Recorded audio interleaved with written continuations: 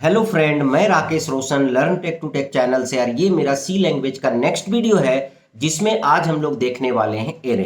तो यहाँ पर हम लोग सबसे पहले तो देखेंगे कि एरे क्या होता है, फिर देखेंगे एरे कितने टाइप के होते हैं, और फिर हम लोग हर एक टाइप के एरे को सी लैंग्वेज में इंप्लीमेंट करेंगे। तो चलिए इस वीडियो को स्टार्ट करने से पहले जस्ट मैं आपसे रिक्वेस्ट करता हूँ कि अगर अभी तक आपने मेरे चैनल को सब्सक्राइब नहीं कर रखा तो सब्सक्राइब कर लें और बगल में जो बेल है उसे जरूर क्लिक करें, जिससे मेरे जितने भी नए वीडियोज हैं उनके नोटिफिकेशन आपको मिलता रहे। तो चलिए स्टार्ट करते हैं। यहां पर सबसे पहले ये क्वेश्चन आता है कि एरे की रिक्वायरमेंट क्यों है। तो उसके लिए मैं यहां पर एक एग्जांपल लेता हूं। सपोज दैट आपको 3 नंबर इनपुट लेना है, तो आप क्या करते हैं, आप लिखते हैं इंट ए कोमा बी कोमा सी। हो सकता है आपको 5 नंबर इनपुट लेना पड़े, तो हो सकता है आप लिख देंगे A B C D E. पर सपोज दैट आपको 10 इंटीजर्स इनपुट लेने हैं, 100 इंटीजर्स इनपुट लेने हैं, 200 इंटीजर्स इनपुट लेने हैं, तो क्या आप 10 वेरिएबल डिक्लेयर करेंगे? क्या आप 100 वेरिएबल डिक्लेयर करेंगे? क्या आप 200 वेरिएबल डिक्लेयर करेंगे? नहीं। मतलब पॉसिबल तो है पर ये फिजिबल नहीं है।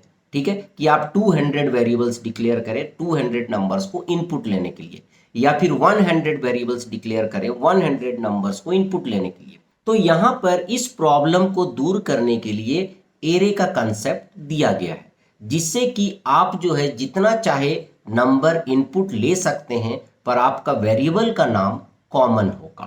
ठीक है, जैसे यहां पर आप एरे को डिक्लेयर कर सकते हैं इंट ए आर 100। तो इससे क्या हो गया कि आपका वेरिएबल का नाम तो कॉमन है ए आर, बट आपने 100 साइज का एरे डिक्लेयर कर दिया। मतलब अब आप 100 नंबर्स इनपुट ले सकते हैं। अब आपके दिमाग में आ रहा होगा कि अगर वेरिएबल का नाम ए आर है और इसमें मैं 100 नंबर्स को रख सकता हूं, तो फिर मैं इंडिविजुअल नंबर्स को कैसे एक्सेस करूंगा? ठीक है, तो उसके लिए आपको यूज करना पड़ेगा इंडेक्स। एक्चुअली क्या है कि जब आप इस तरह का एरे डिक्लेयर करेंगे तो मेमोरी में कुछ इस तरह का इसका रिप्रेजेंटेशन होगा। जैसे एरे का नाम तो ए आर कॉमन होगा, बट यहाँ पर इस तरह के जो है ब्लॉक्स बन जाएंगे, और इसका इंडेक्स जो है 0 से स्टार्ट होगा, 0 1 2 3, और ये 99 तक जाएगा क्योंकि इसका साइज क्या है, 100 है।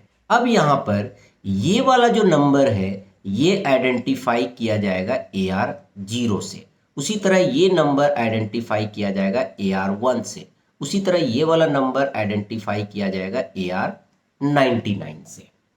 ठीक है, तो इस तरीके से आप एरे को एक्सेस कर सकते हैं। अब क्या है, आप एक सिंगल फॉर लूप से पूरा 100 नंबर्स को इनपुट ले सकते हैं। कैसे? यहां पर 100 साइज है, तो इसका इंडेक्स क्या है, 0 से 99 है। तो आप सीधा लिख सकते हैं for i equal to 0, i less than 100, i plus plus, और यहां पर आप लिख दीजिए स्कैन एफ %d और एम्परसेंड ए आर, और यहां ब्रैकेट में आई। तो क्या होगा कि फर्स्ट टाइम आई का वैल्यू 0 होगा तो ये ए आर 0 में इनपुट जाएगा, यहां पर जाएगा। सेकेंड टाइम जब आई इंक्रीमेंट होके 1 हो जाएगा तो नेक्स्ट इनपुट जाएगा ए आर 1 में। ठीक है, उसके बाद नेक्स्ट इनपुट जाएगा ए आर 2 में, फिर ए आर 3 में, इस तरह से ए आर 99 में आपका लास्ट इनपुट जाएगा। तो यहां पर आप देख सकते हैं कि 100 इंटीजर्स को इनपुट करने के लिए केवल मुझे 2 लाइन का कोड लिखना पड़ा। इसी तरह डिस्प्ले करने के लिए आप स्कैनएफ की जगह प्रिंटएफ लिख देंगे।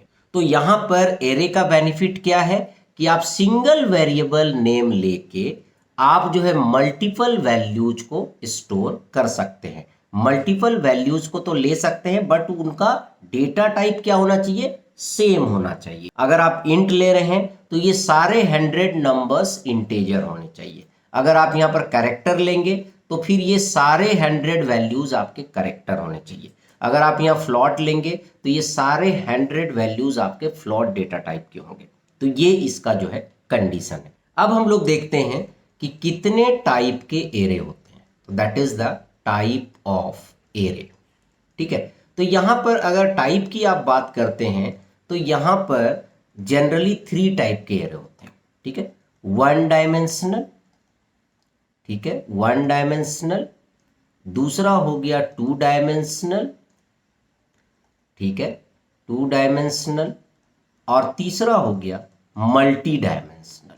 मल्टी डायमेंशनल मीन्स कि दो से ज़्यादा अगर आप डायमेंशनल यूज कर रहे हैं तो उसको हम मल्टी डायमेंशनल बोल रहे हैं। तो वन डायमेंशनल का मतलब ये हो गया जो हमने अभी आपको समझाया, जैसे आपने लिया इंट, उसके बाद एरे का नाम लिया और 100 साइज आपने दे दिया।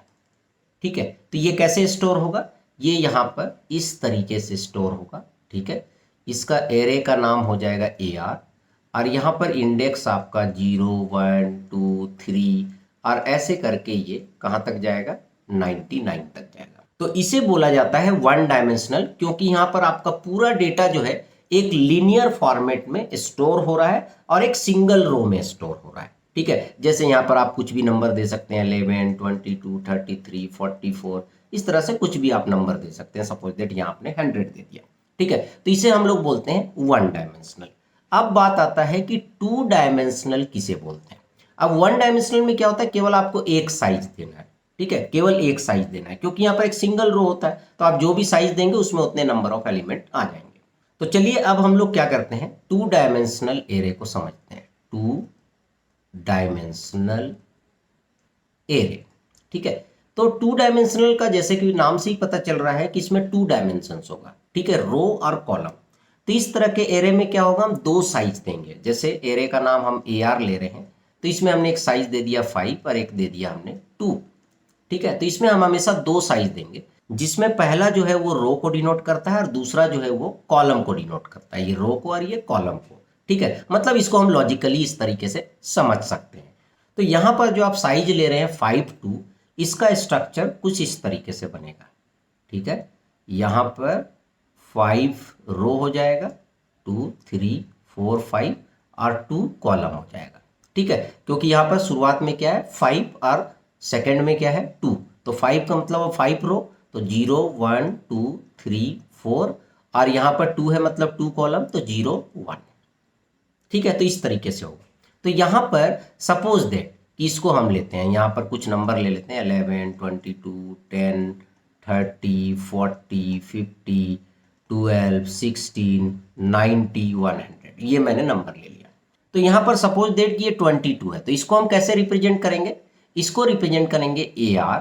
अब ये जो है 0th रो में है तो 0 और ये फर्स्ट कॉलम में है तो 1, तो इसका मतलब 22 को हम रिप्रेजेंट करेंगे AR 0 1 से। ठीक है, मतलब अगर हमें 22 को डिस्प्ले करना होगा तो हम लिखेंगे AR 0 1। ठीक है, इसी तरह मान लो ये 16 को हमको लिखना है, तो 16 जो है वो कहाँ पर है, AR 3 और 1, थर्ड रो। ठीक है, थर्ड रो मतलब थर्ड इंडेक्स वाला रो और ये फर्स्ट इंडेक्स वाला कॉलम। ठीक है, तो ये क्लियर हो गया कि किस तरह से टू डायमेंशनल एरे का रिप्रेजेंटेशन होता है। अब हम लोग देखते हैं कि टू डायमेंशनल एरे में हम इनपुट कैसे लेंगे।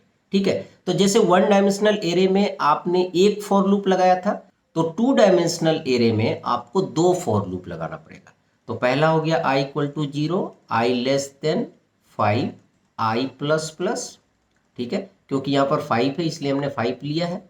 ठीक है, फिर 4, j = 0, j <2 और j++। ठीक है, और यहाँ पर क्या हो जाएगा, scanf %d और %AR और i और यहाँ पर हो जाएगा j। तो इस तरीके से आप जो है टू डायमेंशनल एरे में इनपुट ले सकते हैं। तो ये जो पहला फॉर लूप हमने लगाया रो के लिए, दूसरा फॉर लूप है कॉलम के लिए। तो फर्स्ट टाइम कहाँ जाएगा इनपुट, 0 0 में जाएगा। ठीक है, उसके बाद सेकेंड टाइम 0 1 में जाएगा। ठीक है, तो ये 0 0 हो गया, ये 0 1 हो गया। उसके बाद नेक्स्ट इनपुट जाएगा 1 0 में, फिर 1 1 में। ठीक है, तो यहाँ पर 1 0 ये हो गया, 1 1 ये हो गया। उसी तरह 2 0 फिर 2 1। ठीक है, तो ये आपका 2 0 हो गया, ये 2 1 हो गया। तो इस तरह से आपका टू डायमेंशनल एरे में इनपुट जाएगा। ठीक है, और इसी तरह डिस्प्ले करने के लिए आपको यहाँ scanf के जगह printf लिखना होगा। ठीक है, और यहाँ पर एम्परसेंड आपको हटा देना है। इस तरीके से आपने देखा कि वन डायमेंशनल एरे या टू डायमेंशनल एरे क्या होता है। अब आते हैं मल्टी डायमेंशनल। तो मल्टी डायमेंशनल में जैसे कि सपोज दैट आपने लिखा AR, यहाँ पर 10 दे दिया, फिर 10 दे दिया, फिर 10 दे दिया यहाँ पर। ठीक है, तो यहाँ पर आपने 3 डायमेंशनल बना दिया एरे को। ठीक है, उसी तरह अगर आपको किसी एरे को 4 डायमेंशनल बनाना है, ठीक है। तो आप क्या करेंगे, यहाँ पर 4 जो है आप साइज दे देंगे, ठीक है। तो इस तरीके से आप जो है मल्टी डायमेंशनल एरे भी बना सकते हैं। तो ज़्यादातर जो यूज होता है वो 1 डायमेंशनल एरे यूज होता है, 2 डायमेंशनल होता है, और कभी कभी 3 डायमेंशनल एरे भी यूज होता है। बट 3 डायमेंशनल से ज़्यादा बहुत ही रेयर केस में यूज किया जाता है। तो चलिए अब हम इसको क्या करते हैं, प्रैक्टिकली देखने वाले हैं कि किस तरीके से एरे को हम लोग यूज करेंगे। तो सबसे पहले हम लोग 1 डायमेंशनल एरे देखते हैं। तो यहाँ पर सबसे पहले तो मैं हैश इंक्लूड stdio.h ले लेता हूँ, ठीक है। void main करली ब्रैकेट ओपन क्लोज। सबसे पहले तो मैं एक सिंपल सा प्रोग्राम लिखता हूँ जिसमें एरे को डिक्लेयर करूँगा, फिर दिखाऊंगा कि कैसे एरे में हम इनपुट लेंगे और फिर उस एरे को कैसे डिस्प्ले करेंगे। तो यहाँ पर मैंने एक एरे लिया जिसका साइज मैं 10 ले लेता हूँ, ठीक है। और यहाँ पर आई मुझे यूज करना पड़ेगा। फिर मैं यहाँ पर लिखता हूँ printf एंटर 10 नंबर्स, ठीक है। और यहाँ पर मैं लगाऊंगा फॉर लूप इनपुट लेने के लिए, i equal to 0, i less than 10 और i प्लस प्लस। और यहाँ पर सिंपली मैं लिख दूंगा scanf %d और एम्परसेंड AR और ब्रैकेट में i, ठीक है। तो इस तरह से हमने लिख दिया। अब मुझे क्या करना है, इसे डिस्प्ले करना है। तो मैं यहाँ पर लिखूँगा printf/n एंटर्ड एरे r, ठीक है, कि आपने जो एरे इनपुट किया है। तो यहाँ पर फिर से हम फॉर लूप लगाएंगे। तो क्या करते हैं, इसी को कॉपी कर लेते हैं, हम अपना टाइम ना वेस्ट करें। तो इसको हमने कॉपी कर लिया और यहाँ पर हमने कर दिया printf, ठीक है, printf। और यहाँ से एम्परसेंड हटाना पड़ेगा और डिस्प्ले करने के लिए यहाँ पर एक स्पेस दे देते हैं %d के बाद, जिससे कि हर नंबर के बाद एक स्पेस आ जाएगा। एरे डिक्लेयर करने के लिए आपको AR लिखना है, ब्रैकेट में साइज देना है, ठीक है। अब यहाँ पर फॉर लूप आपको चलाना है जितना आपका एरे का साइज है। जैसे यहाँ पर हम 0 से लेस देन 10 तक चला रहे हैं, इनपुट ले रहे हैं ARI में। तो फर्स्ट लूप चलेगा तो AR 0 में इनपुट जाएगा, फिर AR 1 में, फिर AR 2 में, इस तरह से इनपुट चलता रहेगा और उसी तरह ये डिस्प्ले भी हो जाएगा। कोमा के जगह सेमीकोलन दे दिया तो कोई बात नहीं, यहाँ हम कोमा दे देते हैं, ठीक है। और फिर अब हम इसे रन करते हैं। अब इसमें कोई एरर नहीं होगा। तो हमने रन किया तो आप देख सकते हैं हमारा प्रोग्राम रन हो चुका है। बोल रहे हैं एंटर 10 नंबर्स, तो दे देता हूँ 1 4 3 2 5 6 7 8 9 10। तो कितने हो गए, 3 6 9 10, ठीक है, 10 हो गए। तो अब हम जैसे ही एंटर करेंगे तो आप देख सकते हैं आ रहा है एंटर्ड एरे आर 1 4 3 2 5 6 7 8 9 10, ठीक है। तो अब क्लियर हो गया कि किस तरह से हम एरे को इनपुट लेंगे और कैसे हम डिस्प्ले करेंगे। अब इसमें हम छोटा सा एक लॉजिक लगाते हैं। हम क्या करते हैं कि जितने भी नंबर्स इनपुट हो रहे हैं, ठीक है, जितने भी नंबर्स इनपुट हो रहे हैं उसमें जो लार्जेस्ट नंबर है उसको हम दिखाएंगे, ठीक है। तो यहाँ पर मैं क्या करता हूँ कि एक वेरिएबल ले लेता हूँ मैक्स, ठीक है, जिसको 0 से इनिशियलाइज कर देता हूँ। और यहाँ पर ही हम लॉजिक लगा देंगे, जब हम इनपुट लेंगे वहीं पर लॉजिक लगा देंगे कि इफ मैक्स अगर लेस देन क्या है, ARI से है, ARI से अगर लेस देन है तो मैक्स का वैल्यू सेट हो जाएगा ARI से, ठीक है। तो ये कैसे वर्क करेगा, सपोज दैट अभी मैक्स का वैल्यू क्या है, 0 है, मैक्स का वैल्यू हमने 0 ले रखा है। सपोज दैट आपने इनपुट किया 5, पहला बार आपने 5 इनपुट किया, तो मैक्स का वैल्यू 0 है, तो 0 इज लेस देन 5, यस। तो यहाँ पर क्या होगा कि मैक्स का वैल्यू 0 से हट के क्या हो जाएगा 5, क्योंकि हमने लिखा है मैक्स इक्वल टू AR5। तो यहाँ पर क्या आ गया, 5 आ गया। तो मैक्स का वैल्यू क्या हो गया, 5 हो गया। अगली बार आप मान लीजिए 2 इनपुट करेंगे, तो यहाँ पर मैक्स का वैल्यू क्या है, 5 है, और ARI का वैल्यू क्या है, 2 आपने इनपुट किया। तो 5 लेस देन 2 नो, तो इसका मतलब 5 का 5 ही रहेगा। अगली बार आप सपोज दैट 8 इनपुट किए, तो यहाँ पर आ जाएगा 5 लेस देन 8, यस। तो यहाँ पर आप 5 की जगह क्या आ जाएगा, ARI का मतलब क्या हो गया, 8। तो इस तरह से जो भी बड़ा नंबर आएगा वो मैक्स में स्टोर होता जाएगा, ठीक है। अब यहाँ पर हम डिस्प्ले कर देंगे लार्जेस्ट नंबर और यहाँ पर लिख देंगे %d, मैक्स, ठीक है। अब इन नंबर्स का कोई ज़रूरत नहीं है क्योंकि मुझे सारे नंबर डिस्प्ले नहीं करने हैं। अब हमें केवल क्या करना है, लार्जेस्ट नंबर को डिस्प्ले करना है, ठीक है। तो ये हमने कर लिया। अब हम इसे रन करते हैं तो आप देख सकते हैं आ रहा है एंटर 10 नंबर। तो कोई भी 10 नंबर आप इनपुट ले लीजिए, ठीक है। 90, 89, 56, 46, 47 कितने हो गए, 3, 6, 9, 10, ठीक है, 10 हो गए। अब जैसे हम एंटर करेंगे तो देखिए इसमें जो लार्जेस्ट नंबर है 90, वो यहाँ पर आ गया, लार्जेस्ट नंबर इज 90, ठीक है। तो इस तरह से आप एरे को यूज कर सकते हैं। क्लियर है? चलिए अब हम लोग क्या करते हैं, क्लियर स्क्रीन कर देते हैं। अब हम लोग देखते हैं 2 डायमेंशनल एरे, ठीक है। 2 डायमेंशनल एरे को हम कैसे यूज करेंगे, तो यहाँ पर मैं लिख देता हूँ 2 डायमेंशनल एरे, ठीक है। तो यहाँ पर सब हटा देते हैं, बिल्कुल फ्रेश तरीके से लिखेंगे प्रोग्राम, ठीक है। इसको भी हटा देते हैं। तो सबसे पहले हम वही देखते हैं सिंपल कि कैसे 2 डायमेंशनल एरे में हम इनपुट लेंगे और कैसे उसे डिस्प्ले करेंगे। तो हम यहाँ पर लेते हैं AR और छोटा सा साइज ले लेते हैं, ज़्यादा नहीं, 4 और 3, ठीक है।